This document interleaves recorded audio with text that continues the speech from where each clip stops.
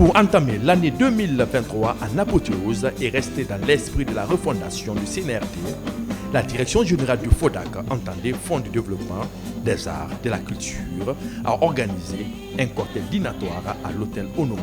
C'était dans l'optique de la restitution du lancement du Festival des voix afro-féminines de Dalaba, intitulé Sur les pas de Myriam Makeba en Guinée. Ce travail de qualité que Myriam Makeba a eu à faire pour l'Afrique, pas seulement pour l'Afrique du Sud, mais pour toute l'Afrique entière, pour le monde entier. Myriam Makeba a vécu dans cette ville. Vous le savez mieux que moi. Il a aimé, il a adoré cette ville. Elle était une citoyenne d'honneur de cette ville. Et donc nous, Fonds de développement des arts et de la culture FODAC, une structure qui relève bien entendu du ministère de la Culture, du Tourisme et de l'Artisanat, il est de notre devoir de réhabiliter et d'accompagner tous ces endroits qui aujourd'hui ont besoin d'être réhabilités.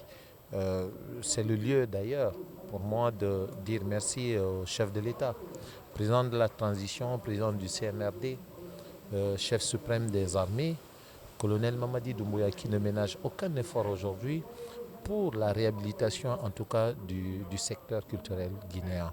Et nous sommes très heureux de savoir que le fonds est enfin doté de fonds pour pouvoir financer les projets et actions culturelles.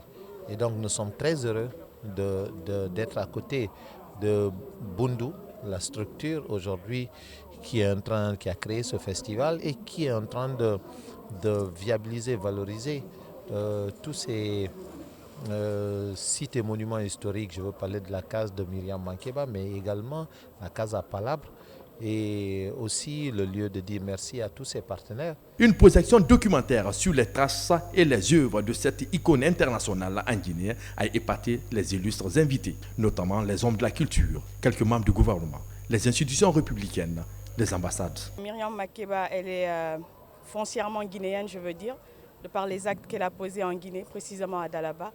Donc elle nous a laissé tout un patrimoine et je pense que c'est notre devoir de le préserver. Une fois j'étais à la maison, je regardais la télé, je regardais un show qui est assez connu, le Cosby Show. Je mets la télé, je vois Myriam Makeba et elle jouait le rôle d'une Africaine dans le show. Et on lui a demandé de décrire son pays. À mon grand dame, c'est la Guinée que Myriam Makeba a décrit.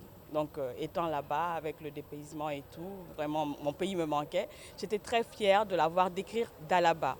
Donc je ne savais pas que j'aurais eu aujourd'hui à présider le FODAC, le Fonds de développement des arts et de la culture, et aussi que j'allais connaître tout ce qu'elle a eu à poser comme acte humaniste. Parce que c'est vrai qu'elle est connue en tant qu'activiste avec son engagement contre l'apartheid et notamment aussi ce qu'elle a eu à faire aux côtés des Black Panthers. Elle est connue pour ses œuvres musicales. L'objectif visé par le FODAC est de réhabiliter l'icône internationale afroféminine Myriam Makeba à travers ses œuvres culturelles, artistiques et sociales, mais aussi la rénovation de tous les sites et patrimoines historiques de la Guinée. Dalaba a accueilli et a adopté l'icône internationale Myriam Makeba. Elle y a résidé, elle a passé son moment là-bas. Et aujourd'hui, il y a encore les traces de son séjour à Dalaba. C'est pour cela, au niveau du ministère, avec nos partenaires de la société civile, nos partenaires techniques, nous avons pu identifier un centre d'intérêt sur lequel il faut agir. Ce centre d'intérêt, c'est la case dans laquelle vivait Myriam Makeba. C'est un élément désormais de notre patrimoine historique. Ce qu'on a voulu lancer cette année, c'était de susciter cette mémoire vivante, de raviver cette mémoire de Myriam Makeba, ce qu'elle a légué à la communauté internationale, à l'Afrique du Sud et à la Guinée et surtout à Dalaba. À travers les œuvres de Myriam Makeba en Guinée et à Dalaba, ses relations avec le peuple guinéen, c'est d'apporter le développement, c'est d'apporter le bien-être à nos communautés. Parents, amis, ressortissants et sympathisants de Dalaba apprécient l'initiative de FODAC et prennent à bras le corps ce projet, tout en sollicitant l'accompagnement matériel et ou financier du gouvernement. Le Branding guinéen est en marche.